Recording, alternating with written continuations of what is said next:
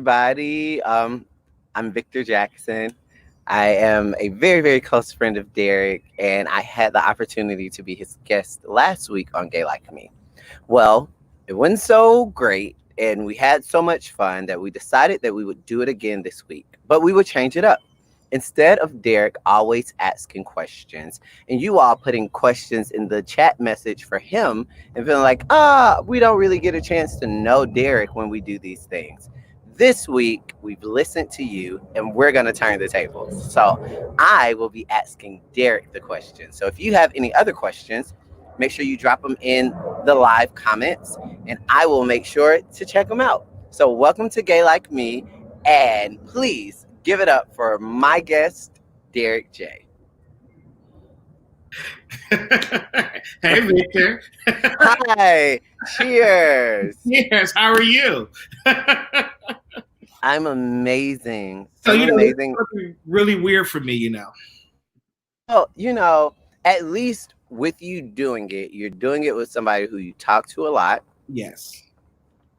And we have a lot of conversations Yes. about a lot of things. Yes. So it won't be like, it'll be weird in theory, but not in practice. Yeah, there you go.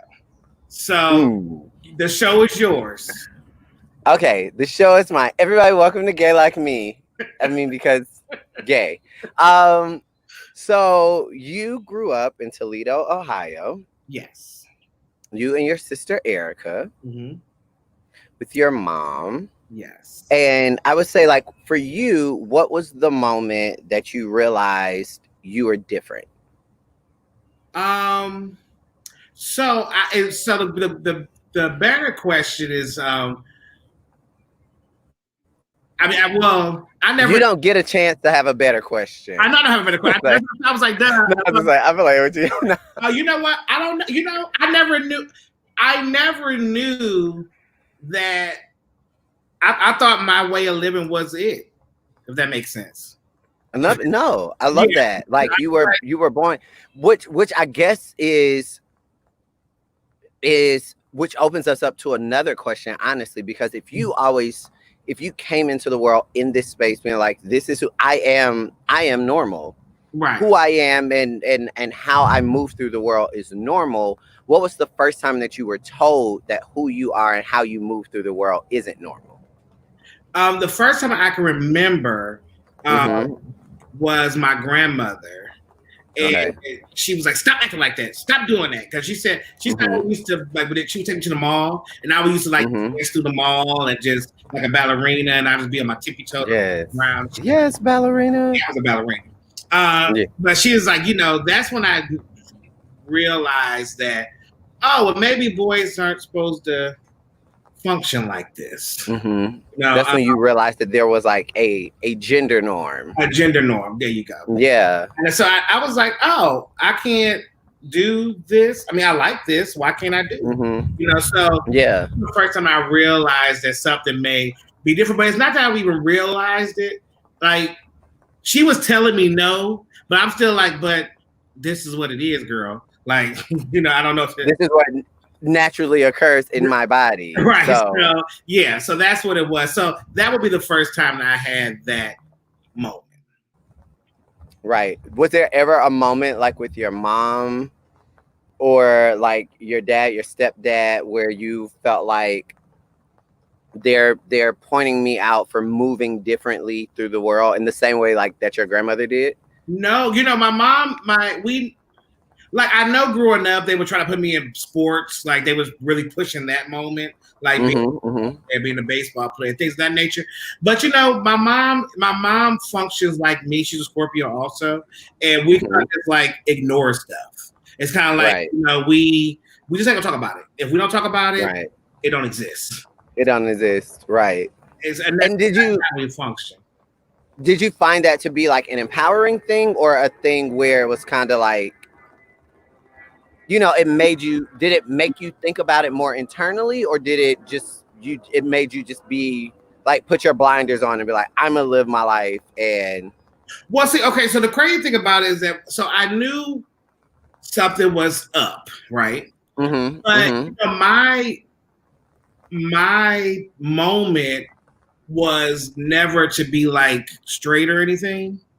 So even though I knew something was different, but I didn't know what it was. So when I prayed at night as a child, I never prayed to be straight. I prayed to be a girl. And I was like, well, girls like boys, and I like boys, so I guess I'm supposed to be a girl. So that was what my moment was. So it wasn't. That's interesting. Yeah, I was like, I never wanted to be a straight man. That was never that was never my tea. Well, I think though it's I want to touch on this just because I know that in your fashion flexibility, there have been people who have asked you like how you identify, what your pronouns are. Are you trans? Are you so?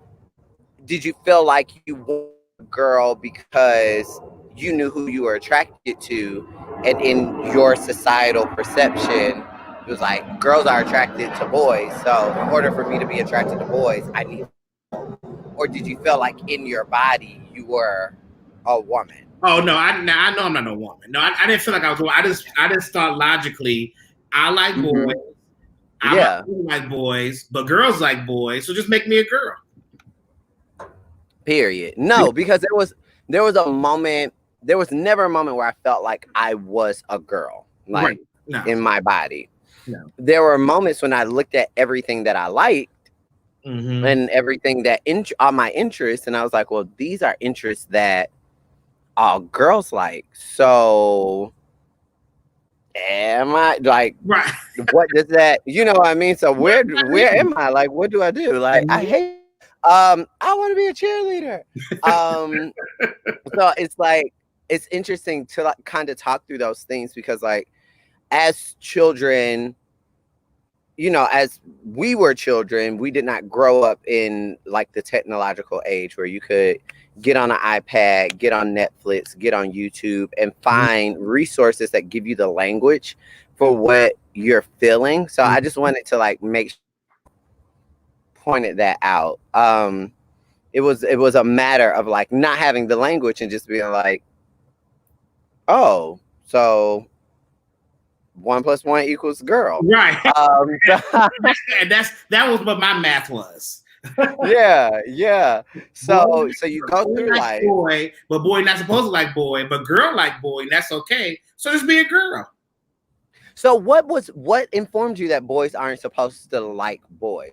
A society thing? Was it a church thing? Like it was, or was it just like looking around you and being like, yeah, well, it was society, it was church. During that time, gay men weren't really on television.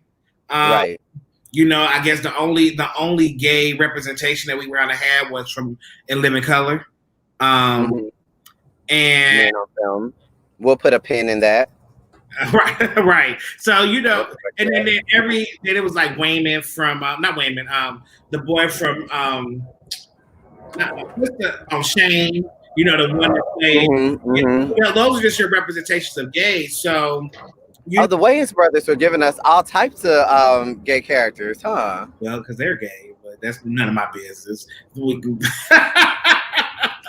No, I'm just talking, y'all. I don't know nothing. Down. Right. Okay. It wasn't really any representation. I just knew that that's just what it was supposed to be. So that's just what it is. I love it. So okay.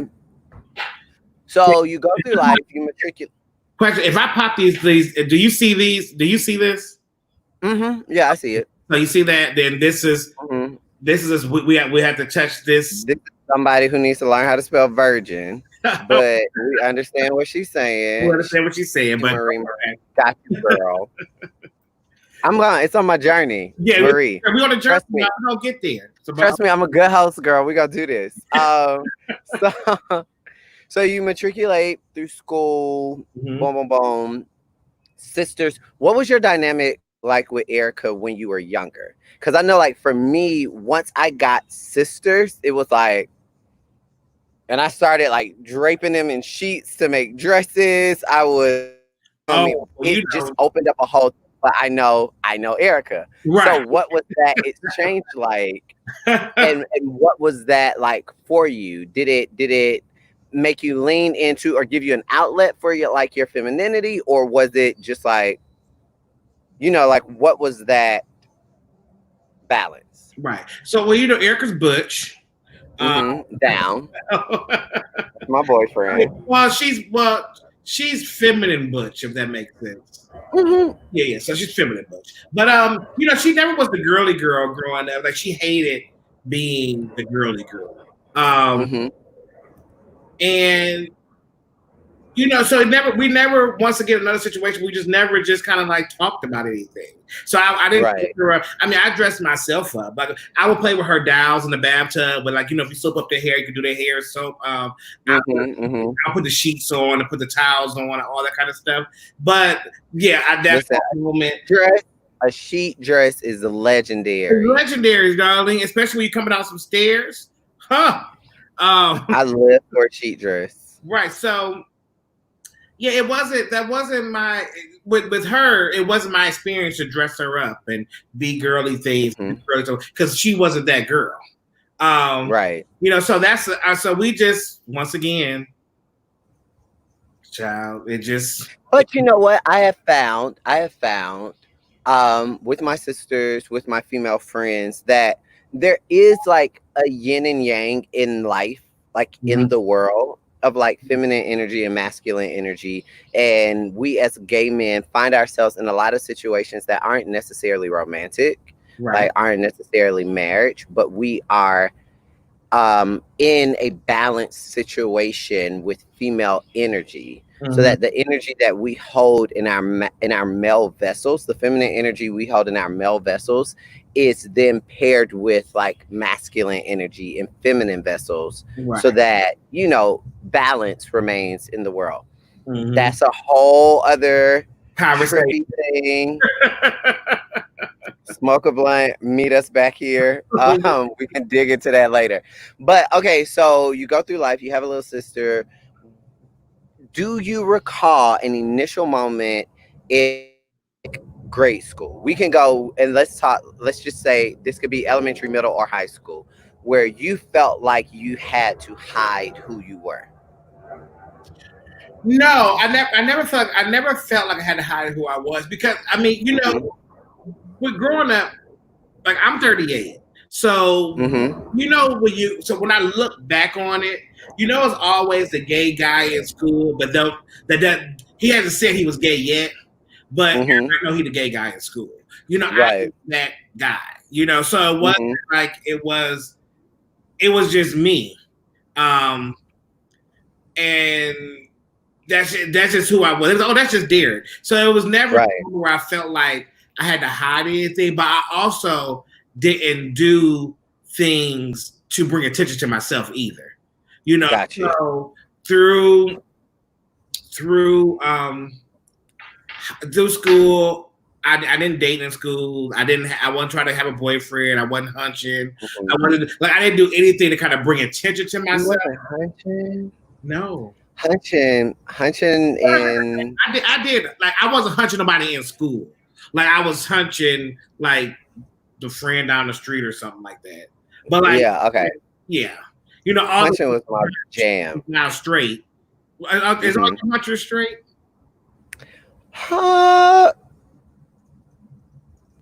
There's some of them are, some of them aren't. Okay. Yeah, my hunchers are straight. We can get into that later. Yeah, my hunters are okay. My hunters are straight. So you decide after high school. Well, before you go to there. So in high school, when it got out the way, I was able. So one day, I'm in high school. I'm gonna say this might be my sophomore year, and I never really talked to nobody about just being gay and having, because it was nobody to really talk to about it. And literally, I don't know what we were doing, but one day I was walking home from school with Travis and with my friend. Yes, and we literally told each other everything on this one. That was our first day meeting each other, and we literally walked home and told each other everything. Like. He was a lot faster than me. I was, was not. I compared to him, honey, he lived a very fast life compared to me. But don't shame my friend. right. Don't shame my friend through you. But he so that's the first person I was able to really just be open with and have conversations with, and also share experiences. Well, I didn't have experiences to share, but to talk about the feelings with. The feelings. Yeah. And I think it's so important. I think it's so important that you say that too, because a lot of times, like when you talk about, there have been a lot of conversations about Zaya Wade and just like a bunch of people, a bunch of young queer and trans people who are feeling feelings, right? Who are not necessarily engaging in sexual activity, but they are feeling feelings, and those feelings are informing them of who they are. Those emotions, those attractions, those interests, all of those things are informing them of who they are, and they have a different journey. We have a different journey of like getting to that than like cisgender heterosexual people who are in a place where who they are is the norm. But yeah, I'm so glad that you said that. Yeah, I was the first person I was to share my feelings with, and he was my confidant through high school, moving to Atlanta. Atlanta, I was able to meet more people, but we'll get to that. But he was my confidant during high school. Yeah. So, right. Yeah. Okay. So good. That brings us to high school, and shout out to Travis again because I love him so much. So after high school, little Derek J was like, I want to be fill in the blank. I want to be. I want to be in fashion. I didn't know what that meant. I knew that's what I wanted to be. I knew I wanted to do hair. So I did. So I got my license in Ohio. So I went to hair school in Ohio. Then I knew I wanted to be in the fashion world. I didn't know to what extent that was. Right. But then I also didn't know what I wanted to do. So a surprise, what you guys don't know, I signed up to be in the Navy. Yes. So I went through the whole process of it, but I had a surgery. I had a surgery, and it didn't allow me to move forward. What made you want to be in the Navy? Stability. My mom was a police officer, so I just didn't really know. And then listen to like they'll pay for your college tuition and all that stuff. They just sitting there and how they spill and push down your throat. Yeah. So I was like, I wanted to go. I hear you, VJ girl. I'm gonna be quiet. There you go. She said it's too much. I just saw it. I just clicked it. But yeah, I just thought I wanted to go there and just, I don't know. I just want stability. I wanted to be able to have a retirement plan. I wanted to be able to have. I didn't know what I wanted to have. I just knew the Navy would be easy because I wasn't going to go to the Army, and I didn't want to go to the Marines. I was like, well, the Navy I guess would be easy. But thank God I didn't get to go.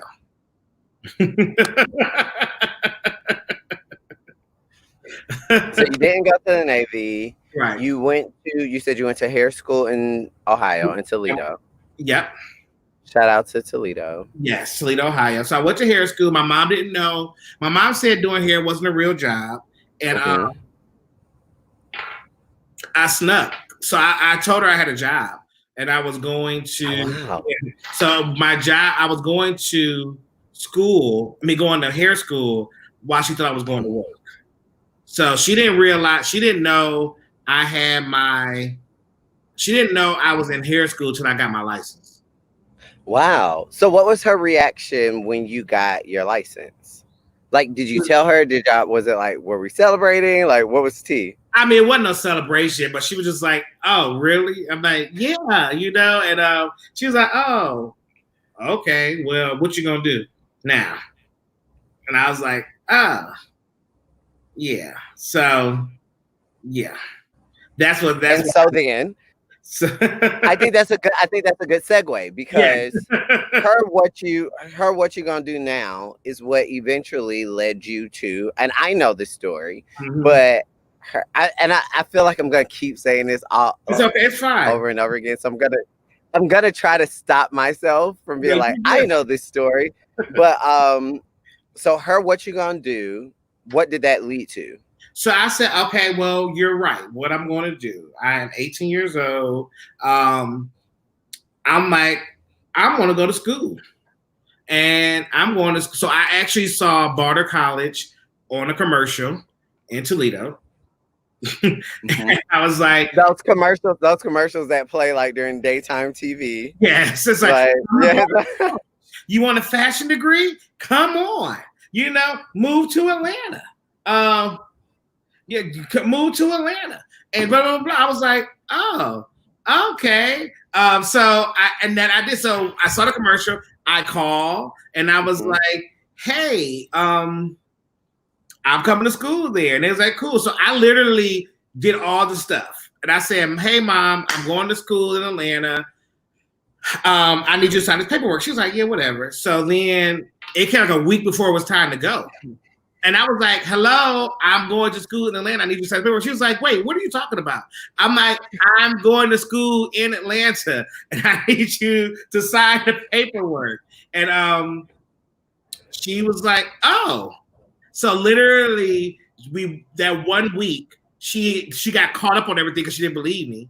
And then she signed the paperwork, and I caught a Greyhound bus to Atlanta, a one-way ticket to Atlanta. Yeah, 24 hours. I was on a fucking bus. I just every time I hear this story, I love this story. Yeah, Derek James on a fucking bus, y'all, for 24 goddamn hours on the Greyhound. It was horrific. The great trash, like just trash. Like, but no, at least now, like I know, I'm sure it's better now. Greyhound. Well, no, it's not. Just get your butt on the metro bus if you must get on the bus. I have also never ventured onto a metro bus. I just hear that it's better. And I also don't drive, so I'm down for whatever. But usually it's just me and Sky Miles. Right. Straight to the top, straight to wherever we need to go. But I heard the metro bus has like outlets and free Wi-Fi and USB ports, so. That's that on that. Metrobus did not pay me for this. Right. But okay, so you come to Atlanta, you go to Barter College. What was your major? Fashion merchandising.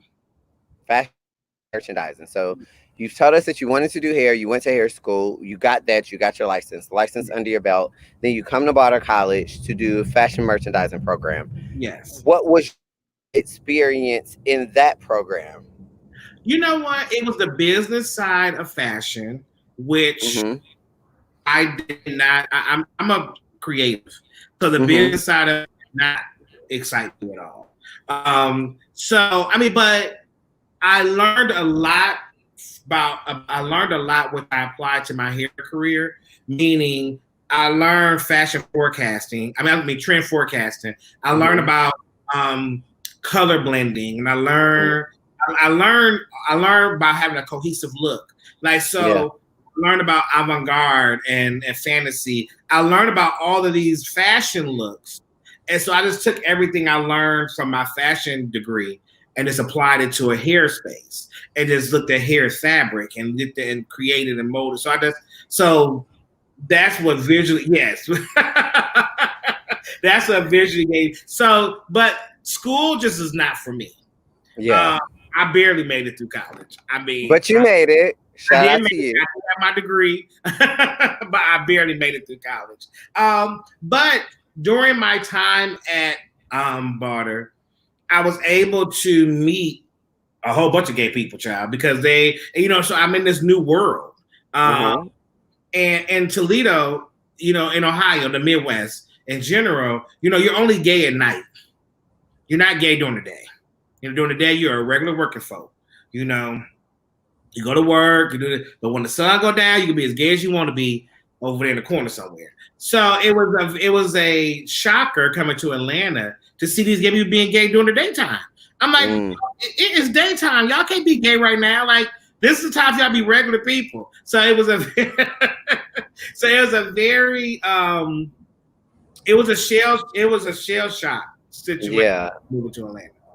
And I mean, I've gone back to Toledo with you, and Yes. we've gone out, and we've hung out, and we went, to the night shift.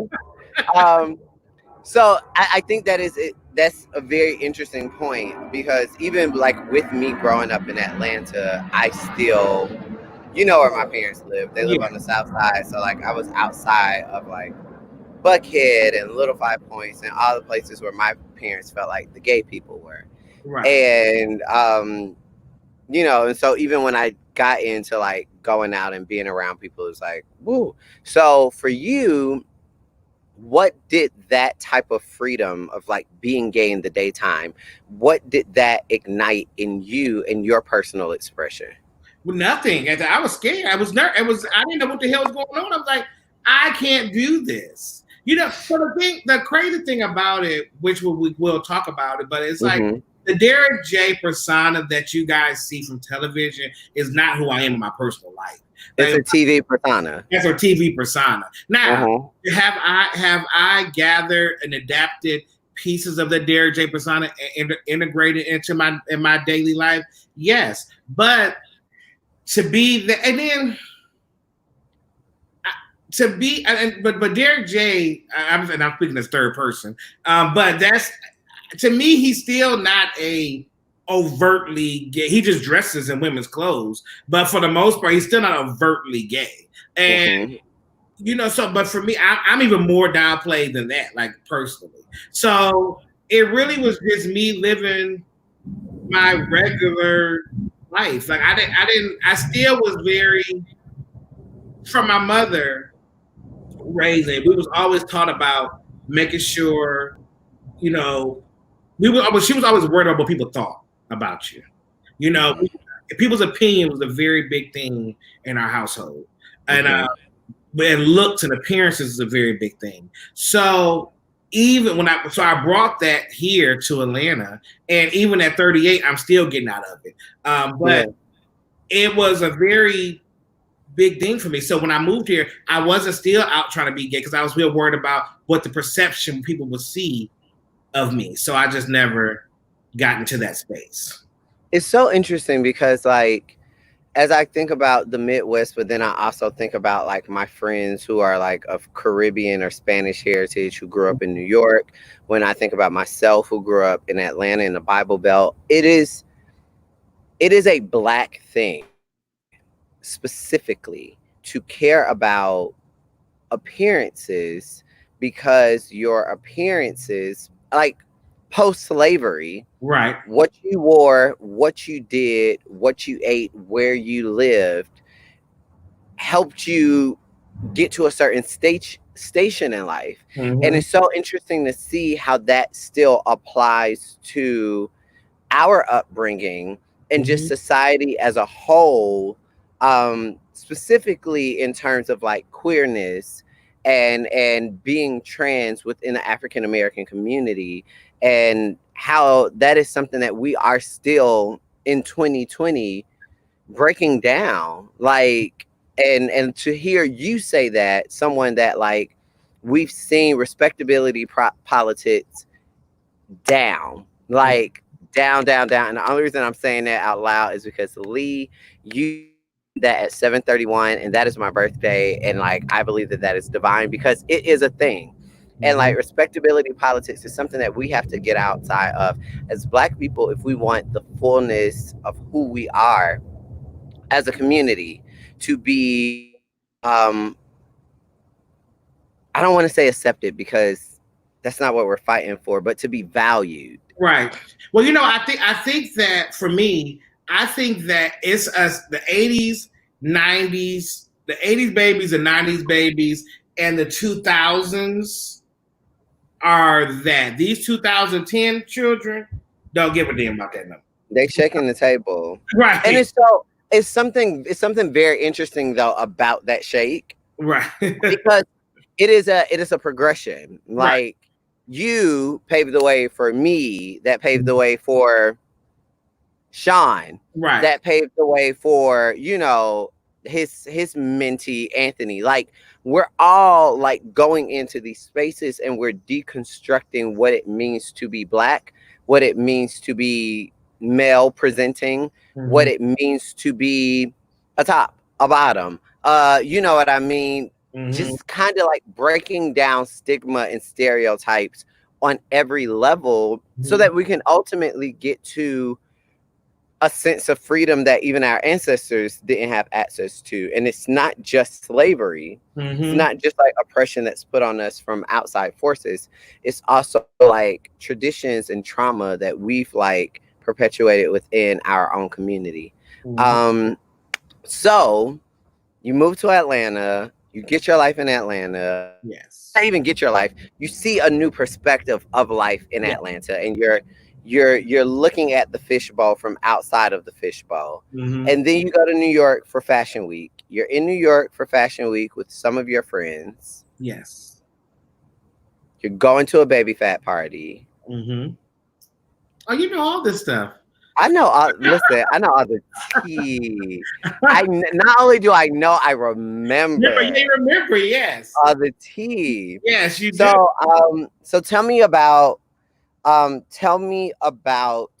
trip to New York, that baby fat party, and how it lent itself to the Derek J that the viewing public knows today.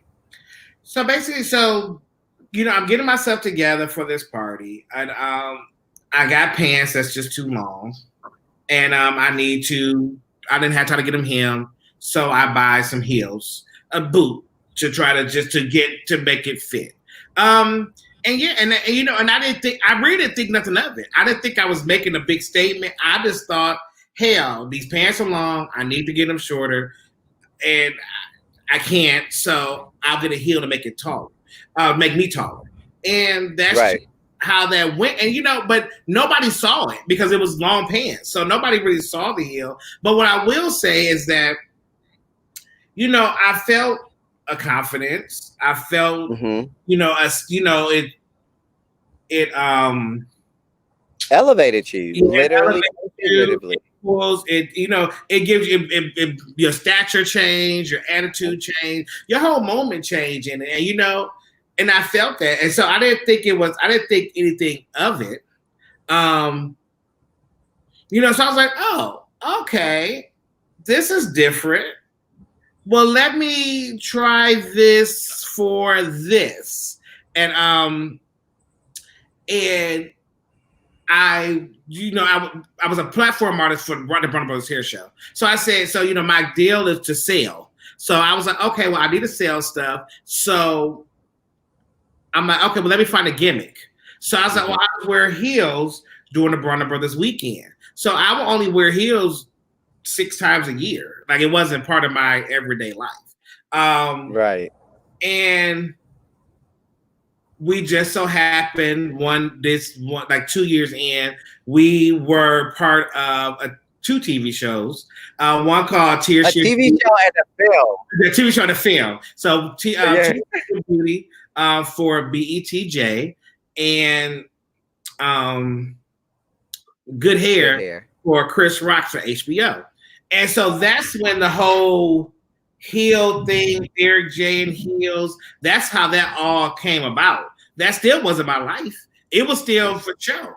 It was show stuff. When I went to the club, I still had on tennis shoes. Like I didn't go, so television is what brought it, right. Television is what brought it to another realm. Mm-hmm.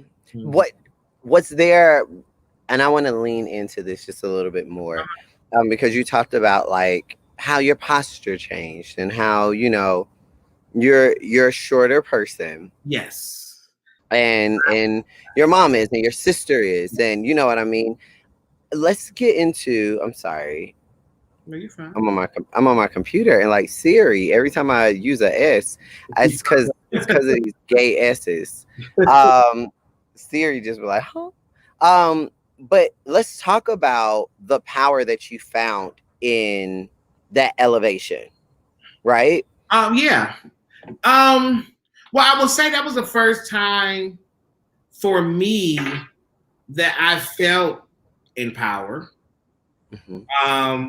I felt seen, if that's a good. Yeah, for sure.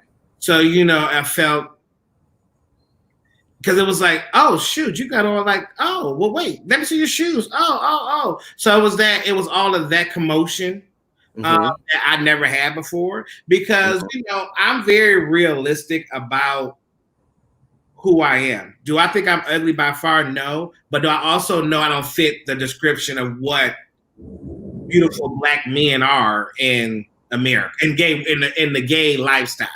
Which are all like European stereotypes that have been projected onto our race to make us feel like they're all like amalgamations of things that made slaves profitable on slave blocks and all those things. I just want to say that. I want to say that out loud for the people, in the back, right?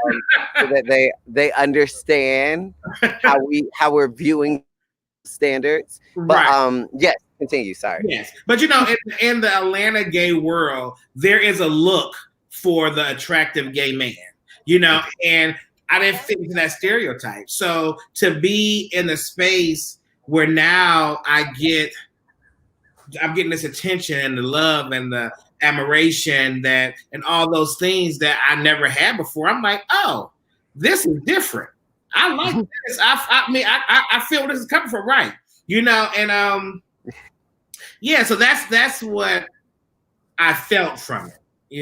Putting on a pair of heels, and at that time when I first began wearing heels, I would always wear like women's slacks, but a man button up. So it was still, it was very conservative. A good old express. Express slim fit. With the darts in the bag. With the darts in the bag. and some women's slacks. So that's how Derek J turned to a hoe, I don't know. But I started out very conservative, you guys. It's freedom, though. It's freedom. And like I believe that there are things all around us, portals of relics that are portals, right? And so like shoes, that was a portal for you. It's something that has been paralleled and aligned with femininity for years. Something that started off in like royal courts as shoes that men wore. And then it became a feminine thing, and then like put into this feminine mode. But what you are able to find in yourself is an alignment through that relic, and that relic became a portal for you to like lean into who you are and to find like a level of power that's not like, it's not earthly. Like what you tap into from like wearing your heels in these traditional spaces. For people who don't know, Bronner Brothers is a company that was started by a group of brothers who are children of pastors, of like clergy. And some of the Bronner Brothers are clergymen as well. And so you wearing heels, you in your masculine vessel wearing heels in that, Bible Belt space, what it does is it breaks down. And I'm only going into this because I've seen it with my own eyes. I've seen it with my own eyes. And what it does is it breaks down these constructs. It breaks down these moments and these traditions and these formations, like what masculinity is and what femininity is, and what people don't understand is subconsciously them seeing you. And I've said this to you multiple times, and I'll say it just for the sake of the conversation. Like, people see you, they're confronted with a man in heels. Not someone who is trans, not someone who is gender nonconforming, not someone who ascribes to being non-binary, but like a man in heels. And you have to confront how you feel about both of those things together. Because you see this man in heels, and the equation equals success. It equals exposure. It equals money. It equals care. It equals business acumen. It equals integrity, all of those things. And so you have to, as somebody who is ascribing or subscribing rather to the binary and to like what all of these things mean, you have to understand that two truths can exist at one time because those truths exist in you. And like through integrity, through kindness, through generosity, through talent, through intelligence, they exist through you. And so I look for you, Fred. But no, it's you do the work though. You do the work subconsciously, and I think it speaks to what we started with at the beginning of the conversation, that you came into this world like, well, this is who I am. This is who I am. Like that's no, right. If it's weird for you, it's not weird for me because I'm just operating in my vessel. I'm operating in my purpose. So you do good hair. We won. Yes. We got the check. The Bronner Brothers hair show. We are eternal winners. We're eternal winners for Bronner Brothers hair show. The girls can't take. We're in a film. Sickening boots, and then TV comes into your sphere. Yes. And not just like from the Tears, Shears, and Beauty situation or good hair situation, but like now through your clientele. Yes. So what was the first show that you did outside of Tears, Shears, and Beauty and like the whole Bronner Brothers realm that like pushed you into the zeitgeist of pop culture? That would be Real Housewives of Atlanta. That was my first moment into there, and yeah, that was my first moment into television. And it was a scary moment. Well, Tears, Shears, and Beauty was a scary moment. Good Hair was a scary moment because now it was like now I'm functioning outside of my bubble, my people. I'm functioning outside of my world. Now I'm opening up a space. I'm opening up myself in a space to the world now. Right. More people are seeing. More people have an opinion now. More people are moving around. So now it turns into a different moment. And and I just want to say, like, you guys, this has been an amazing journey. I hate talking about me. Do you understand that? Like a bitch is about to start getting emotional again, and I'm just like, Lord, I don't want to start fucking crying. We're not even talking about nothing to cry about. Everybody, this is what happens when we leave the club. Between us, like leaving Crystal and Derek dropping me off, you're now in the zone. Just so everybody knows. So I guess I'm in an emotional, vulnerable place with you people now. But I mean, the thing about it is that being on television, and it wasn't I wasn't mentally ready for it, and I'm still picking up the pieces from being on television, not being mentally prepared for that space. I was just thrown into it. So it was like not having the confidence that needed to be had to be in that space, not having, it all looks like I had it together and I was moving along and I was going through it, but I didn't. I just wasn't prepared. I wasn't mentally prepared. I wasn't financially prepared. I wasn't physically prepared just for what it takes to be into it. So yeah, it was a different space with me, and it's learning through it, and I had to learn through it. And like I said, now I'm still at 38, being on television 13 years ago. I'm figuring it out now.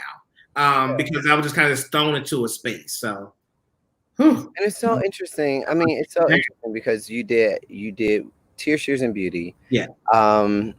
Good Hair, the film, then Housewives, then Hair Battle Spectacular, then Fashion Queens, and Then we have those spurts of things in between there. So yeah, bursts of things in between there, and I'm there with you through all of this, and I'm seeing you navigate it, and in all the moments that you felt like, it's interesting. I was talking to a friend of mine earlier about when we were on the Tom Joyner cruise, and we got off the boat and we got like gay bashed on the way to lunch in Jamaica. And, like, got back on the boat, and what that showed me though, because we were on a boat with mostly straight people who were mostly baby boomers, like older people who could be stuck in their ways if you just like judging a book by its cover, right?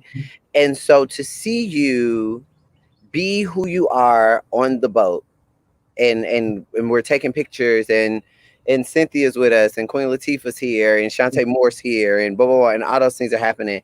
And then we get off the boat and like get heckled on the way to lunch. We get back on the boat and we jump back into it. That was probably one of the first times that I saw like the level of your strength, like the vastness of your strength, and how like I was like, wow, my friend is really like juggling both sides of this, and he's really, and I can't imagine what that would feel like to be this person on like such a public level, and be able to do it. And it was one of the first times that I was like, yo, my friend is really strong. Like my friend is really tenacious, and my friend is really like doing this shit. But it was also one of the times that I really now, like at my age, years later, I realized that like this is your purpose work though. Like this is why you're here.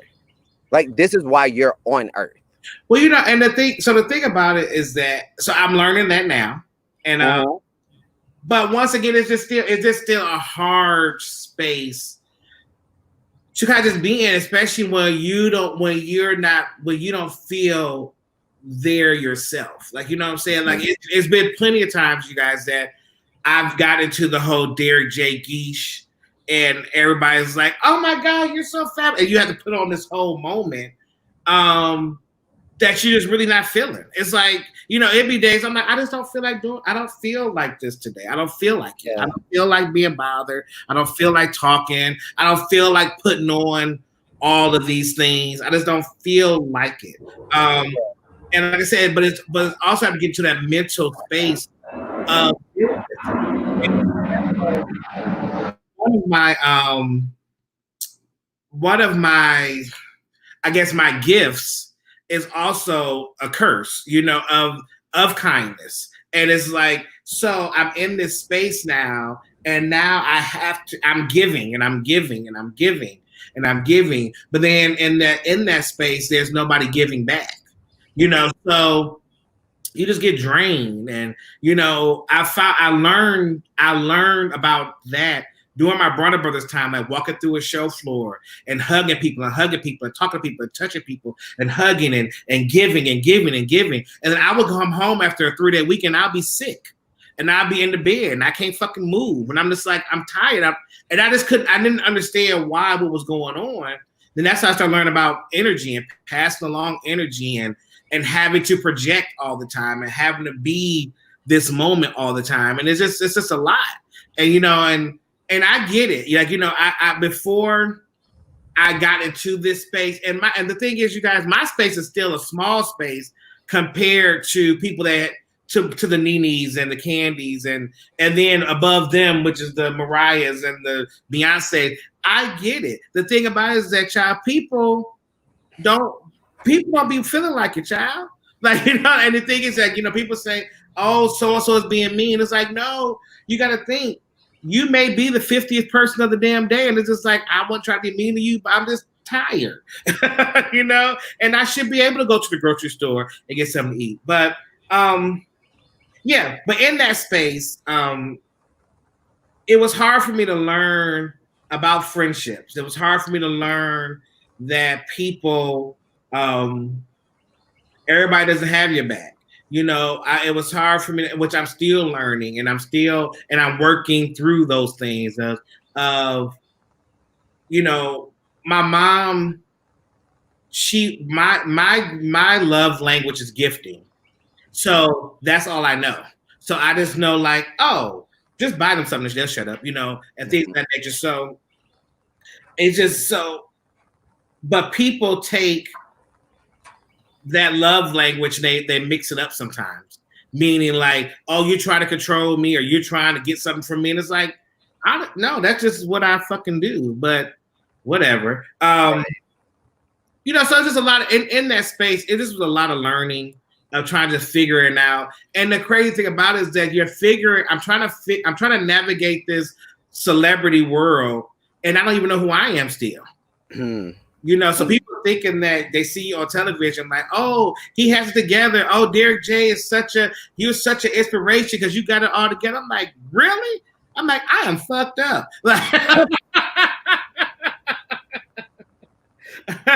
But I appreciate you and me both. Right. That's what I was like, am I inspiration? But right. It felt good because I was able to have people like you during my time to be able to have the conversations with and figure it out and being able to express, like, this is how I'm feeling right now. What does this mean? And so it's weird.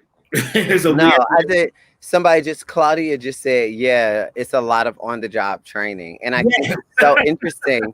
It's so interesting because, like, the industry of unscripted television and reality shows and docuseries, whatever title you want to put on it, this is a new industry. And it's not something that you haven't trained for this. Like, if you're doing theater, you go to Juilliard, you go to Carnegie Mellon, you go to Howard, you go, to USC, and you learn Stanislavski, and you learn all these methods of how to act and how to, like, focus in and drop in and make sure you're in character. Mm-hmm. But when you are on unscripted moments and docuseries and reality shows, like, you have to figure out how to make yourself somebody that works on TV. Mm-hmm. Like somebody that works in the ebb and the flow of, like, plots and storylines, or with fashion queens, like, mm-hmm. Who is Bevy, who is Lawrence, who am I, like, all of those mm-hmm. things. Do you feel like in the midst of coronavirus and this pandemic and sheltering in place that you've been able to have more time to really go within and center yourself? Yeah, I have. So the thing with me is that I've learned a lot about myself during coronavirus, being able to kind of just really understand who I am and where I need to be and what I need to do. But now we're in a different world where how I functioned in the beginning is a lot different now. You gotta do it's almost obsolete. Yeah, honestly. So now I'm trying to figure out and learn the new way of functioning. Like, to me, this is new, and having a conversation in a chat with people, having people actually sit here and listen to a conversation. This is all new for me, and and coming into this YouTube world, coming into all this is just new. So I'm trying to figure out how to navigate all of this things. I will say, as a friend, as somebody who's known you for a long time, you are moving into the space that you should be in. Yes. And that you've wanted to be in for a while. So yes. I'll say that. Continue. Yes. But I want to touch it because we moving. But because I saw the questions, but so you guys, for a lot of people, because I never really had this conversation. People ask me about it, but we never had to talk about it. So as far as me not having sex, people, I can start it from the beginning to bring you up to now. So basically, me, my mother always taught us that we're a reflection of her. So I never wanted to do anything to get back to her and make her see me or think of me in a different way. So when I was in Ohio, the sex thing just wasn't a thing for me because I never wanted anything to get back to her. Plus, I definitely didn't want to, try something sometime and have to explain an STD, which I didn't want to do. I moved to Atlanta where now I get thrown into a space of all this gayness, and it scared me. I didn't understand what any of this was. I didn't understand what was going on. And I've always been a worker. So I was in school, and then from school I started doing music videos. From music videos I started doing hair shows. From hair shows I was working I was doing magazine works, yes, and music. Like, so I was doing all of this stuff. I never really had time to figure out dating and figure out having a boyfriend and figure out any of that stuff. I didn't start dating until I was 27, you know. And then once again, then sex just wasn't a thing for me. Like, it just wasn't nothing I never had to have. I didn't miss it because I never had it. So it was never a thing. Then I started getting older, and I was like, well, I'm too old to be a hoe now, so I can't, like, you know, I'm here. And it just wasn't nothing that I just really wanted to do. And it's still, and I just had this conversation with my friends over the weekend. It's just still nothing that I want to do. I mean, you know, fine. Like, about it though, Victor, once I have this conversation with people, there's a lot of people that either did it because they were pressured into doing it and then they don't like it, or it's people that never have had sex before either, and they're fine with not having. I think that we just put so much emphasis on sex and sexual, especially in the gay community, and what it needs to be. And don't get me wrong, I'm a Scorpio, you guys. I am very sexual. I love strippers. I can be a voyeur. I can go watch stuff. I can be in, I can have a whole, I can live in the moment of sexual. Don't tell. Well, no, I'm not. I'm just saying, like, in the world of I'm messing with you. Hey, we've had some great nights at the strip club. We have great nights at the strip club. But I just don't have to have sex. It's just not for me. Will it happen one day? I mean, maybe. Will I find somebody that wants me to be and they said, well, how you know about that, Claudia? I saw it and I screamed. Like, oh, okay, girl, that's a blast from the past. But yeah, I can be in this. I just don't know. So that's it. It's no real big deal. So don't get it twisted. And like, I can't have sex. I've had plenty of opportunities to have sex. I can have sex with people. You know, I'm on television, for God's sake. I can have sex with whoever the fuck I want to. It's just nothing I want to do. Period, poo. That's it. Well, no, I mean, I feel like your journey with that has also made me be like super discerning with who I, you know, let into my personal space. So yeah, and I think now, and then I think that for me too, sex now for me, because it's been, I haven't had it. I think it's not. I can't just go have a fuck now. Like, you know what I'm saying? I can't just meet somebody on a chat line and say, come over. Like, I can't, that's just not a space for me now. So the space for me now is that I have to meet somebody. I have to date somebody. I have to be more, or it could be a friend if I just want to do it. But I just don't want to do it. Yeah. Period, poo. All right, everybody, I hope that answers your questions. I see some periods popping up here and there. Yeah, you know. That could take care of all y'all. When Craig talking about it, when everybody y'all now know why I ain't having sex, why I haven't had sex. Shout out to Craig. I don't want to.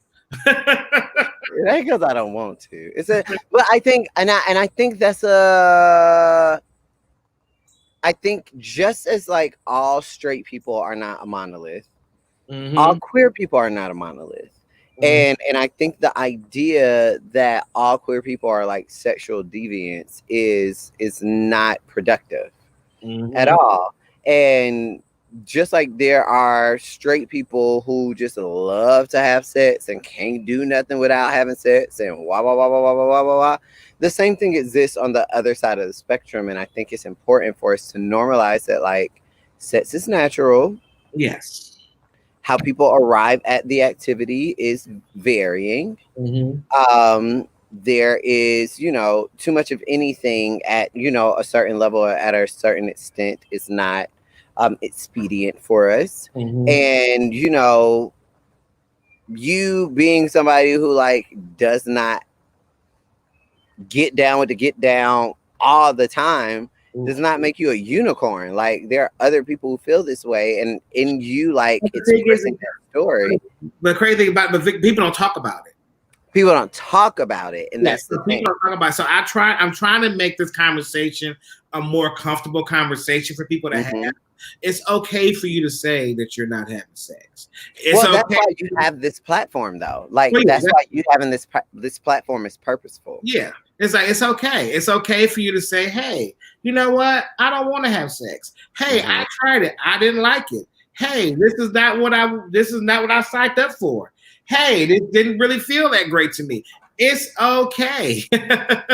This is not what I signed up for. It just took me out. Hey, this is not what I signed up for. I signed up for, because I think that you have to, for me, and maybe I'm wrong, but I think that from a sexual experience, you got to have two people that's on the same page. You know what I'm saying? Yeah. If one person is trying to get something different out of it than the other person, it just doesn't work out. And I'm just saying with it. I just gotta make sure me and you on the same damn page. And you know what? Yes. Like that should be a prerequisite. So like, yeah. Okay. Yeah. So now here you are, Derek J. Yes. Living in 2020. Yes. You have pivoted. You've found a way to pivot in the midst of a pandemic, in the midst of social uprising. You're using your platform and your privilege to amplify the voices of Black, queer, and trans people. Yes. What is this doing for you, like as a person? What is this doing for your heart? And how is this like keeping you sane and inspired in the midst of like everything, all the uncertainty that's happening around you in the world? It's amazing to be able to hear people's stories, to hear where they came from. It's amazing that simple conversations like this humanizes being gay, queer. That all amazes me, because I guess for me, this has always been my life. So I know no other way. So to hear people, like we were out and hear people say, "Oh my God, I love the conversation that you're having," and this is like, well, don't we all know this? But we all don't. So that's good. Financially, this ain't the best pivot just yet. Mama gotta go back to work, honey. I can't be having these conversations with y'all too much longer. We ain't right. Cash App is right down there. Cash App. But it feels great because it's like my aunt, my great aunt. She's on here every Thursday, listening to conversations and asking questions, and my family members and my grandmother, like you guys saw them, and just having people want to understand, want to know, having a safe space for straight people to ask questions and not be and not get upset about it. Having a space for people to learn. I mean, it's amazing to me. And it's crazy because, like, watching my channel grow all the time, which, speaking of that, like, share, subscribe, all that good stuff for you people. But watching my channel grow, not realizing how hard it is to grow a platform, because, on my Instagram platform, it kind of happened during my television time. But it's now I'm working towards something that I can be proud of. I'm working towards something that I can stand behind. I'm working towards something that is not about just gossip and just chit-chatting and cussing and fussing. It's like, once we get done having this conversation, somebody walks away with something. And that's always been my goal for television, and getting to a space where people can walk away with something. We can all have fun and we can have all that, but when it's all done, what are you walking away with? And that's where, and I feel good about doing that. Yeah, I really feel like more so than ever, you're establishing a legacy. I consider myself very fortunate to like know you on a personal level and to have had you as both a friend and like a guiding light throughout my experience and throughout like me coming into myself and my relationships and like all that shit. You know what I mean? And so I'm really happy that now people who may not know you personally are still able to glean from this wisdom and glean from this fresh perspective that they may have never experienced in their life. Somebody asked, okay, so what's the difference with the saying of being queer and gay? Queer is basically, at first, at one point it was used as a derogatory term. It has been reclaimed to be an umbrella term that basically encapsulates people who are different.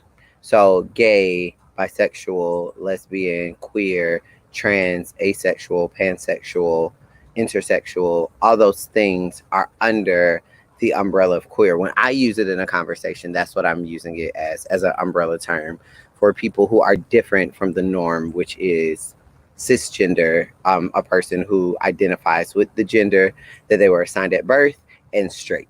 So yeah, and so I just use gay and straight. A lot of terms that goes along in this joint, and I'm just like, so I try to be respectful of everything, but it's gay and it's straight. I'm the host tonight. Right, okay, so it's learn these fucking terms. We're gonna use all the terms with cisgender. Yeah, but it's so I try to be respectful of everyone. And I think the African American community went on a similar journey from being niggers to being Negro to being colored to being Black to being African American. And as education and enlightenment progressed, the terminology and the language progressed as well. And so I feel like that is what is happening within the community of people who are not the majority. So within the community of people who are not straight, terminology and discoveries and enlightenment are coming into play, and that increases the language that we have for those people. So yeah, that's what I'm at. But this has been an incredible episode of Gay Like Me. You guys got to know a little bit more about me, and you will know even more, and then when that book drops.